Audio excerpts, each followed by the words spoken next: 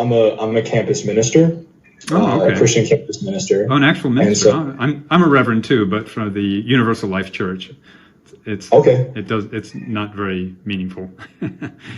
Is that like the organization that'll certify you to do weddings and everything? That's correct. Okay, gotcha. Yeah. So yeah, basically, yeah, I'm a campus minister, and what I do with students every week, different groups of students, is we do these things called God Talks, which are basically like small group discussion questions. Where the emphasis is not on me just sharing, I believe. It's more of a discussion of different viewpoints and everything, and the goal is to isolate certain concepts about life and then just talk about how, yeah, different viewpoints influence that, and how I guess a viewpoint of God would influence that certain question. So Okay. that is what we're here for. My goal here is not to debate anyone. Okay. My goal is to hopefully challenge and be challenged. You know, I definitely am fine with disagreeing. Okay. That sounds good to So me. yeah, I'm up for pretty much anything. So I'm usually my specialty, I guess, would be evolutionary science, yeah, yeah. and that was more, my degree was in that. I did training in the Galapagos Islands, and I also was a guide and naturalist in the Galapagos Islands for a year. But most of the time, I deal with theist arguments, basically, and my main argument is against fundamentalist religions of any sort, but Christianity is the main one here. For sure. Well, I think this is going to be an interesting conversation. Okay. I don't know what your position is, so why don't you start with that? Yeah, yeah. So basically, well, the purpose of the talk is to talk about this idea of significance, and the question is: do we, as human beings in general, or do we as individuals have purpose or significance? And if so, where do we find it? Purpose. Yeah, yeah. Meaning, basically. Oh, just off the bat, what are your thoughts? What are your Well, I would say that everyone has to develop their own sense of meaning, their own purpose in life. People find it in different ways. I personally find meaning in discovery, in experiences, trying different things. I've got, as I said, I've worn a lot of hats, and those were just going from one experience to the next to enjoy life. And I guess that would be my main sense of meaning. Since we have relatively short lifespans, I figure that it would be really unfortunate not to fill those with various experiences. We're getting a lot of feedback in here somehow. Yeah, I'm getting feedback as well. Why don't we both mute when we're not talking? Yeah, sure. Okay. Sure. That's a good idea. Yeah, yeah. So basically, just if I can understand, or kind of like process through what you're saying that there is reason and purpose that we kind of assign to ourselves. Yeah. And a lot of that has to do with experiences. So kind of like sensory experiences. Would you consider yourself like putting, I guess, like pleasure or like kind of that kind of hedonistic? No. I don't do things for hedonistic purposes. It's more like just to experience what they're like. It was like going to the military. I wanted to learn skills. That was not a pleasant experience at all, but I treasure it because it's often in adversity and when things go wrong that you learn the most and enjoy the unexpected, and that sort of experience is, I don't know, I find great meaning in that personally. Yeah. Okay. Cool. So it's kind of like, just whether it's a pleasurable experience or not, if it's a meaningful experience, like a gaining of a skill or something like that. Exactly. Cool. As I was saying, if you look at our lives in the ultimate cosmological scale, it's pretty meaningless. We're blobs of meat in a big blue rock orbiting a hot ball of gas thousands of miles per hour. And so if you really, there's actually a quote from Buddha that stuck with me. It's the purpose of life is to find your purpose. So essentially where we get our purpose from, it's actually from us. We're the ones that make it up. And I believe that instead of having someone else decide your purpose for you, make up your own. That's my take on it originally. I mean, if you want to be remembered 5 billion years from now, then that's not going to happen.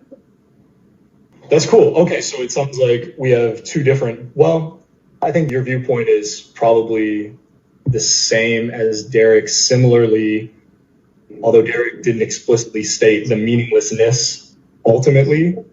Derek, do you agree with that? Well, yeah, when we die, to me, as an atheist, death is the cessation of all senses, essentially. So that's a lot of S's there. Yeah. The cessation of all sensation, essentially.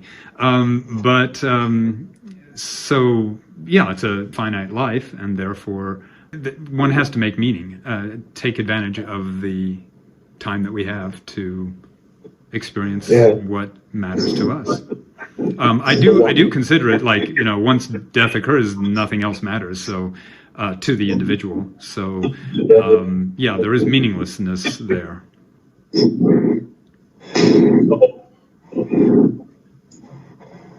Where does that leave us, though? What do you mean? Like on a holistic level, emotionally, what motivates you if there's this finality and kind of like ultimate meaninglessness? Well, even if you look at like a societal, even if you say like, well, I'm doing things for the good of humanity, right? Eventually humanity itself will end. Yeah. Humanity itself is an accident. Yeah, of it's chance. So yeah. Well, think about what gives anything meaning. What makes something precious is its scarcity. Anything you have infinitely is meaningless. For example, as long as you have air, you don't think about it. You don't care about it. You're just breathing it and you exist. But as soon as that air supply is cut off, suddenly it becomes really valuable. Sure. And so to me, that's what actually increases the preciousness of life is its brevity. So not taking advantage of it is almost a crime. Would you think that it kind of stands to, I guess, logical reason that it doesn't necessarily increase the preciousness of it, but maybe just the urgency? I mean, like, air is precious to us regardless of how much there is. Without it, we would die. But if it's in short supply, there's kind of an urgency about it. Do you think like that's a fair way to maybe shift slightly what you're saying? Urgency? Well, yeah, I guess you don't really think about it if it's if you have all the air you need forever. It'll never occur to you to. Have all the air. What was that? I guess what I'm saying is like the air is just as important whether you have an infinite supply or very little to us and how we function. Well, is it equally important? If you know you only have enough air for a day, then you're not going to just let life blend on as normal. You're going to do something important to you. You're not just going to let it be another day of going to the daily grind or whatever like that. You're going to do something that is important to you. But if you had like an infinite lifespan, for example, I don't think life would have any meaning because there's no, as you mentioned, urgency. If there's no urgency, you never have to do anything, because you can always do it later. And later could be, if you're talking literally an infinite amount of time, later could be a quadrillion years from now. Right. And, there's, so I don't know. Urgency is a good word for it. There's more urgency to do the things that matter to you rather than putting them off. Yeah. What do you think, man? All I have to say is what Derek said. Okay. I can't add anything better. That's what I'm saying. I can't really add anything better. Yeah. Okay. Cool. Well, do you mind if I share what I believe? No, go ahead. Talk about how it relates to one another. Feel free. Be our guest. So yeah, in Christianity, the idea of discovering your purpose comes down to what Jesus called the two greatest commandments. And those are to love God with all your heart, soul, mind, strength, and to love your neighbor as yourself. So it's kind of this duality. And so the first one, to love God, is important because it points our purpose to a creator. So I believe that there's a God, and as creator that he defines and kind of sets parameters. So there's this idea of like our purpose being God defined, and the way he, I guess, self-defines that purpose is to first and foremost love him. And we can talk, I would love to share about like actually why that is, why I see that as incredibly beneficial for us. It's interesting. There's kind of a line of thinking in Christianity that I was just reflecting on today, Derek, especially for you, where it is almost this sense of like hedonism. It's Christian hedonism. And I would love to share more about what I mean by that in a second. But I kind of subscribe to that mentality to a certain extent. But then the second piece of what Jesus teaches is to love your neighbor as yourself. So there's like this constant interplay between loving God and being selflessly focused at the same time. Yeah. Well, there's a couple problems I run into with that. First off is, how can you love something before you believe it even exists?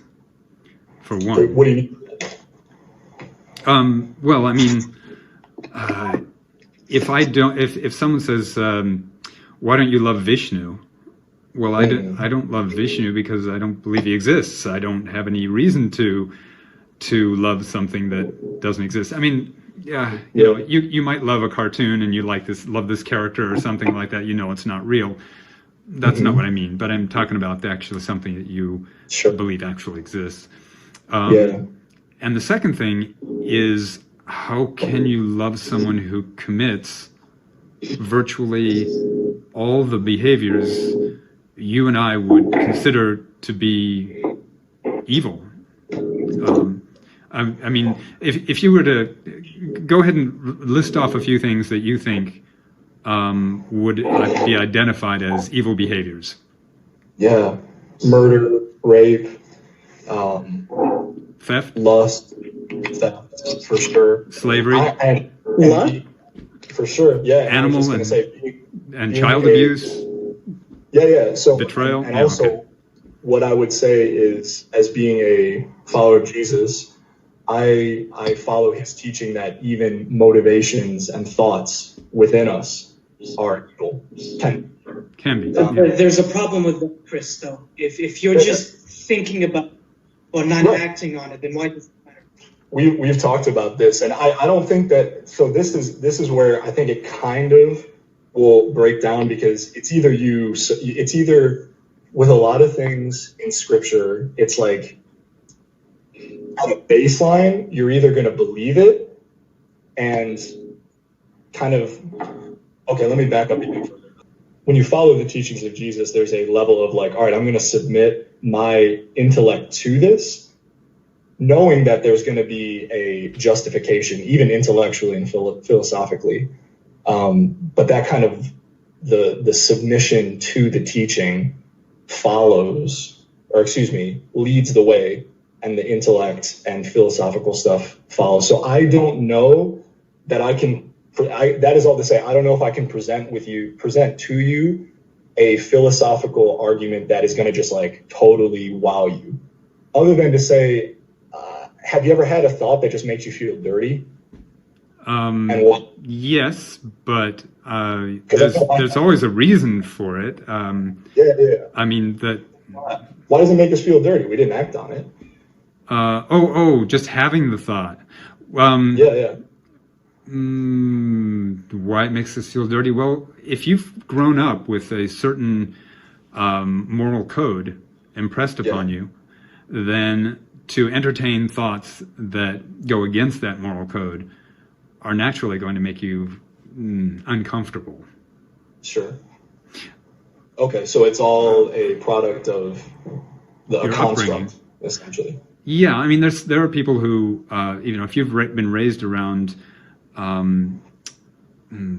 extreme misogyny, for example, I've seen that happen. People who are raised around misogyny, they act that way in their adulthood without it. It doesn't even occur to them to that it's in any way bad. Racism, things like that too. Yeah, I do. But I do it because my morality comes basically from, the golden rule is a good one. You treat people the way you want to be treated. And I define evil behavior as behavior that deliberately and unnecessarily causes harm or suffering. But that's what I was trying to get at earlier is the very behaviors you and I share as being behaviors that are indicative of evil and are harmful to humanity are ones. I've created a list of them, and going through the Bible myself have discovered many, many passages that exhibit that kind of evil behavior. And in each case, it's not Satan who does that, it's God. And so, I mean, I can give you an example of each. I've got a ton of them here. I don't know, do you want me to? Or just no? So you know, these God Talks are half hour, and I know I started late. That's on me. I do have to cut it off at about 3:55 to prepare for another meet. That's fair. That'd be more.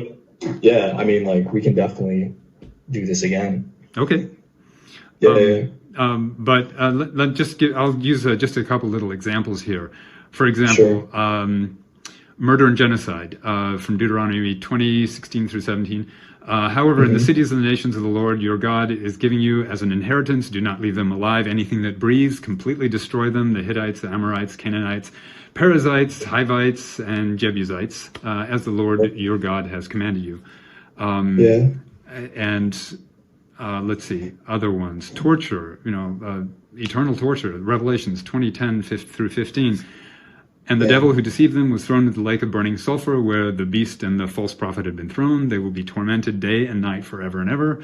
The dead were judged according to what they had done in the recorded in the books, and so on here. Animal abuse, Joshua 11:6. The Lord said to Joshua, "You are to hamstring their horses and burn their chariots." I personally have a big problem with animal abuse, so that's an important one to me. Slavery, you may buy your from Leviticus 25:44 through 46. Your male and female slaves are to come from the nations around you. From then you may buy you slaves. You may also buy some of them of the temporary residents living among you and members of their clans born in your country, and they will become your property. You can will them to your children as inherited property and can make them slaves for life. As I said, they've got animal abuse, theft, slavery, rape, incest, cannibalism, betrayal, lying. All these behaviors are nasty. And so God sanctions rape and cannibalism? Cannibalism, Jeremiah 19:9. I will make them eat the flesh of their sons and daughters. And that's only one of several. And rape is Numbers 31:17 through 18. Now kill all the boys and kill every woman who has slept with a man, but save for yourselves every girl who has never slept with a man. Those girls, I mean, even if you say that they were married off, they were still forced into sexual slavery. That's not a choice that they had. So yeah, these are the sorts of passages that cause me to say that even if I believed God existed, if I had the sufficient evidence to get to that point, how would I justify abandoning my sense of morality to follow someone who behaves that way? Yeah. That's where I come from. Yeah. And you're definitely not the first to have these qualms. No, I'm certainly not.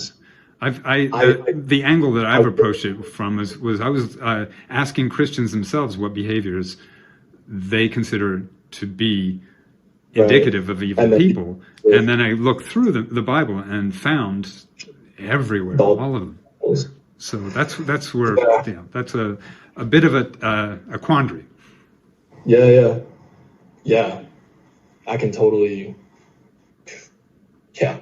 I mean, I'll be real with you. As a follower of Jesus, one who loves God and really holds fast to a doctrine of His perfection. When I read Scripture, these things bother me too. I think they bother a lot of Christians. Well, that's what I find that almost nobody. There's very few pastors or reverends the like who will touch these subjects. Yeah, they don't talk about these. So I disagree, and so that's what I was going to say. We don't have time to go into it now, but there's so much scholarship that has been written from the opposite perspective. Of course, you're going to find scholarship that's like accusative of or accusatory about these passages. You're also going to find a ton of people who have not shied away from these issues.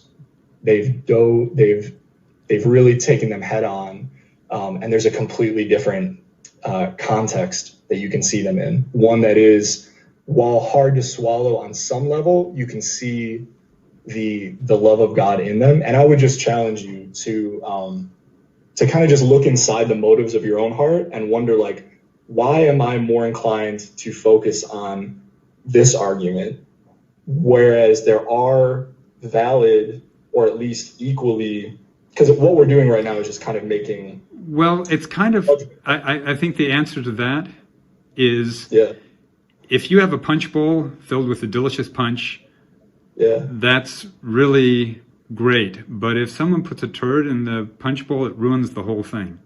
So I basically focus on the negatives. Yeah, because the evil acts to me are the turd in the punch bowl. So even though there may be some nice messages, and Jesus taught some nice messages, there's too much in there that, in fact, much more negative. It's like a little bit of punch and a lot of turd to me. I mean, as far as the would you be willing to approach it by saying, like, what if my gut reaction to this being a turd is not in fact the case? What if there is? I'm always open to examining things from multiple points of view. Yeah, that's actually not difficult for me to do at all. Yeah, nice. Yeah, I mean, like I said, I get it. As someone who follows God, I feel that tension as well. I firmly believe, from what I've read, and if you're really interested, I would encourage you to kind of do some poking around. Maybe I can post some things here later on. Like I said, I do have to go, but there's an equal viewpoint that frames all this in a much, like, while it is difficult to swallow, you can start to see God's love in it. And I know that sounds so strange and foreign, but I would ask if you were willing to explore those issues. I want to know every argument possible. That's my interest. It's just theology in general is a fascination to me, and that's why one of the reasons I do this. Yeah. And you brought up a really interesting point earlier.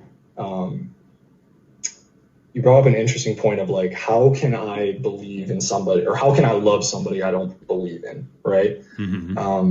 And I guess what I would love to just close with is there's a passage in scripture where it says, we loved him because he first loved us.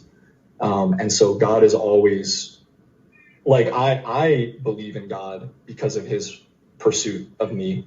And I know that might bring up even more theological questions and kind of like quandaries, right? But I firmly believe that Jesus deeply loves you, whether you believe in him right now or not, and he's pursuing you.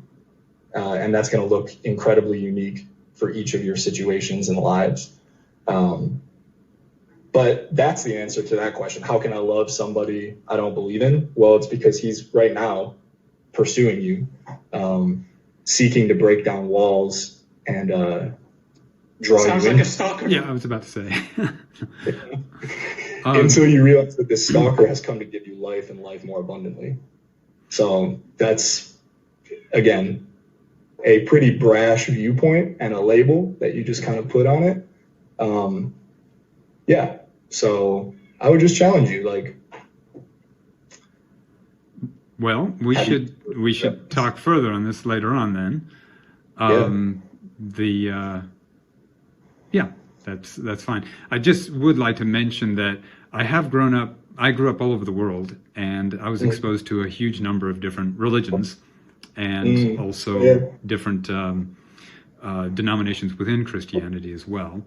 And so, I started right away learning that everyone is convinced that their religion is right and everyone else's is wrong, basically.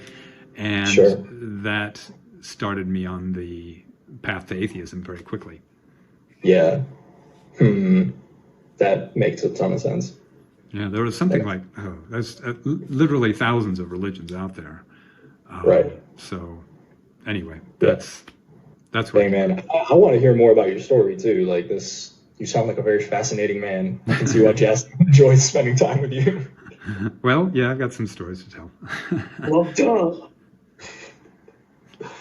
All right, well, I do have to jump off here. But yes, let's continue the conversation. I'm sure that I'm intellectually outgunned here, but I think there are valid viewpoints that I can still bring. And here's the thing. Here's my hope. Here's my hope. Because you both are incredibly intelligent. You've done your research and you continue to do research. I guess my hope is like, my prayer is that we'll be able to just introduce questions and maybe like a reframe, maybe even just like a little like rock in your shoe where you're like, I gotta find out more. You know? Sure. As I said, I'm open to anything.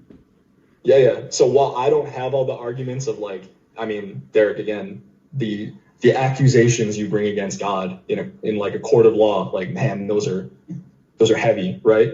The little rock I would want to put in your shoe right now is like, consider the other arguments that are out there of why is that in the Bible and what does it actually communicate about God?